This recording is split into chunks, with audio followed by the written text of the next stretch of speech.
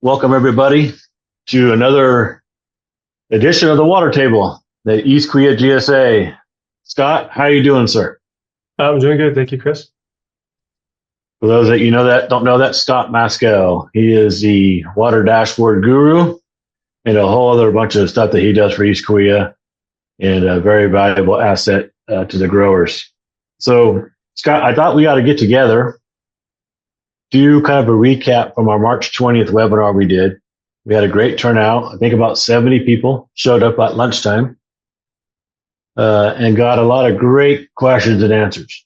And some of that questions and answers had some nuance to it, which may have been a little confusing, I guess, after we kind of watched it back a little bit. So are you good for a little walkthrough and a recap? Yeah, let's dive into it. Awesome. Next slide, please. Okay, Scott. So we were specifically focusing on allocation year 2024. So can you give everybody a quick rundown of the highlights that are important to understand about the end of allocation year 2024 and the billing process?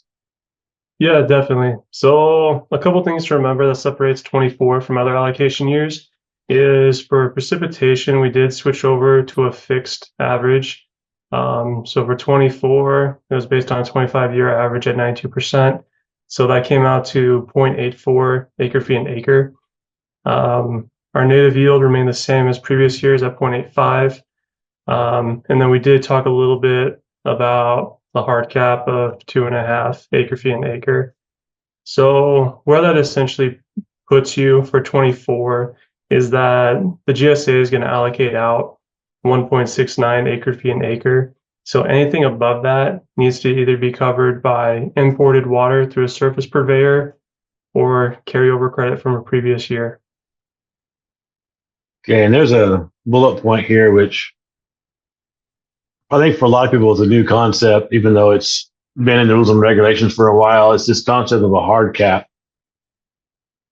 Can you help people understand what a hard cap is and how they should go about understanding whether they'll be able to farm within that hard cap rule? Yeah, so historically in previous years, especially in 23, 23 was such a wet year that the hard cap didn't really apply to any landowners just because the precipitation credit was so high. But what a hard cap is we're talking specifically about groundwater pumping. So like your native yield, your tier 1, your tier 2, those are all groundwater pumping credits. And so we're putting a restriction on how much you can physically pump from the ground. So in a year like 24, with a hard cap of 2.5 and a precipitation of 0.4, a farmer without any surface supply whatsoever would reasonably be able to pump up to 3.34 acre feet an acre as long as they had additional carryover credits or credits that they bought from another landowner to cover that variance. Anything above that, regardless of how many credits you have available or you may have purchased, you would not be able to use. And if you're pumping above that, you'd find yourself in a penalty tier with a $500 an acre foot and a 1-to-1 loss on 25's allocation. Great. So just so we're add a little clarity there, the 3.34 a year you referred to that you'd be allowed, we're talking about ET. We're not talking about applied water or a pumped meter value. We're talking about ET, which is how the GSA monitors water consumption. So another way to look at it, if you're used to ordering water in inches, or you're thinking about your production demand in acre feet, if you do not have any surface water, then you get allocated a native yield, which is your 0.85 acre feet per acre. So between 0.85 and the 2.5, you have to figure out some way to apply credit there. But no matter how many credits you have, you can't go over 2.5. Is that a good way of summing that up? Yeah, definitely. All right. So we have this hard cap, and it's $500 an acre foot if I go over. So why not just go over? What happens if I go over? What happens to my allocation next year? So the really hard thing with hard cap and just penalty overdraft in general is that one-to-one loss. Once you do find yourself in that one-to-one loss, it becomes exceedingly difficult, especially if you're groundwater dependent, to get yourself out of that loss. You either are going to need to do significant changes to offset, or you're going to have to reach out and purchase a significant amount of credits to not only cover your loss from last year, but the loss that you're going to have in the incoming year. Fantastic. Okay, so it's just really imperative that people look at their water demand to meet their production needs and make sure they're sustainable within that hard cap. So, like Scott, you mentioned, if you look at an ET perspective, 3.34 in 24, probably going to be a little less than what is a little less than 25, and we'll see what 26 is. So this is just an imperative slide to understand well. And again, anytime that anybody's got a question, they can obviously make an appointment with you and sit down and look at their needs and their dashboard. Next slide, please.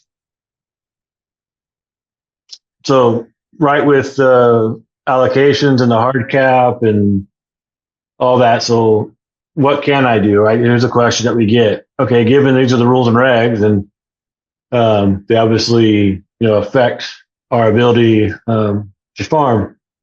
But if I need to fill the gap between that native and that hard cap, how do I do it? And so these are the resources now from a credit perspective. So can you run down what the allocation year tiers are, and then we'll get into the mitigation tier? Yeah, so in allocation year 2022, the GSA allocated a native yield of 0.85. They also allocated a tier 1 of 0.3 and a tier 2 of 0.5. And so those were all free credits that were allocated. There was no additional cost to the landowner. So we've completed 2 billings already for 22 and 23. So if you have not used those credits yet to offset your ET in either 22 or 23, and you still have them on your dashboard account for 24, then you will have the option here to pay a small fee to extend that credit all the way up until allocation year 2030. The 2023 tier 1 was also allocated out at 0.3, but in 23 it came with a condition where if you had to use it, it would be $500 an acre foot. That allocation remains on your account for 5 years, along with that associated cost if used. And so the board did create an option for you to go ahead and if you wanted to repay. So if you are a landowner that feels like you're more groundwater dependent and that you're going to use that at some point in time, then you can prepay at a reduced rate of $250 an acre foot, and then it will stay on your account until 2030 as well. Okay, so I look at this, everything in blue is groundwater. And it's important to understand that because groundwater has a life, 5 year. It's also to understand how East Korea allots allocations. The other GSA is a little different. So in East Korea, when they allot allocations, they don't charge you for those allocations before you use them. You actually don't pay for the allocation until you use it. That protects landowners from being provided allocation and then not using them through efficient farming or reduction of crop demand, but being charged for these credits anyway. So a lot of people think that we're talking about some new water that's produced. It's groundwater. It's groundwater that's already allocated in your account and is there for you to use. And what we're offering here is an extension. So how far out does that extension go? So, I mean, the original credit lives for 5 years. So a 22 credit, it would expire within the 26 year would be the last year you can use it. A 23 credit would be the 27 years last year you can use it. So by buying this extension, you're giving it an additional life all the way until 2030. So you're adding, upwards of 3 to 4 years of life on that groundwater credit that would normally be set to expire starting in about a year and a half from now. Okay, so let's get a little bit of allocation year, calendar year, tongue twister. Mhm. So this is real confusing. So we say allocation year 2030, but what date, what month and year is that? So allocation year 2030 would run from October 1st of 2029 through September 30th of 2030. Okay, so I extend these credits. I have until September 30th of 2030 to use it. Mhm. Perfect. Let's talk about the green bucket here. It's a little different. It's surface water. So explain to us what a mitigation tier is and how we can take advantage of that. So a mitigation tier credit is a surface water credit. It's water that was physically imported in through a purveyor and sunk and recharged. And then that credit was bought and sold by the GSA to then sell and distribute to landowners as part of our efforts to fund our mitigation programs. So the credit, it's non-CVP water. So it doesn't have to stay within specific boundaries within GSA. Anybody can buy it. It can go to any APN within the GSA, and we currently don't have any restrictions. At the end of 2023, we did a small portion of this where we had allocated landowners to buy up to 0.05. So if you remember that water, that's the same exact water that we're talking about. We just have more available, and we removed the upper limit on what you can purchase. So how much of this surface water mitigation tier is available for me to buy? So the board approved a total amount of up to 6,500 acre feet. We've sold roughly around 1,300 so far. That is a live number. It's first come, first serve. And so as landowners buy, that pool will decrease until eventually it's all sold. Okay, so I can buy one, or I can buy 4,000, or I can buy the remainder of available credits at the day I request. Correct. That sounds good. So one thing I want to just quickly wrap that up. Why do we have mitigation tiers? Under Sigma law, the state requires every subbasin to mitigate for impacts due to groundwater levels. And so that could be dry well for a domestic user. It could be an impact on subsidence. It could be a variety of things. So what the GSA is doing is we don't want to raise revenue off of groundwater because we would be depleting groundwater, which would then lead to our issue that we'd have to mitigate. Doesn't make any sense. So we're actually purchasing surface water. It's imported surface water. And that water then is sunk into the ground as recharge in areas where we have groundwater level concerns.